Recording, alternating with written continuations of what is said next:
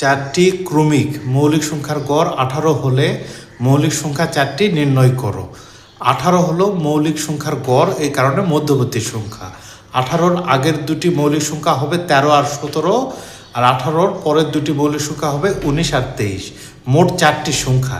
এই চারটি সংখ্যার যোগফলের গড় যদি 18 হয়, তাহলে এই চারটি সংখ্যা হবে নির্ণয় ক্রমিক চারটি মৌলিক সংখ্যা, যার গড় 18। চারটি মৌলিক সংখ্যার গড় তখনই 18 হবে যখন 18 এর আগের ও পরের দুটি মৌলিক সংখ্যার যোগফলের গড় 18 হবে।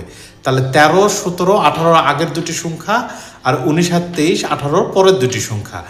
এই সংখ্যা চারটির গড় হলো সংখ্যাগুলোর যোগফল ভাগ মোট সংখ্যা।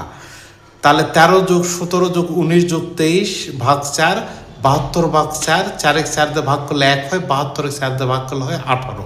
অর্থাৎ নির্ণয় মৌলিক সংখ্যা চারটি হলো 18-র আগের দুটি সংখ্যা 13 আর 17 এই দুটি মৌলিক সংখ্যা, আর 19 আর 23 18-র পরের দুটি মৌলিক সংখ্যা।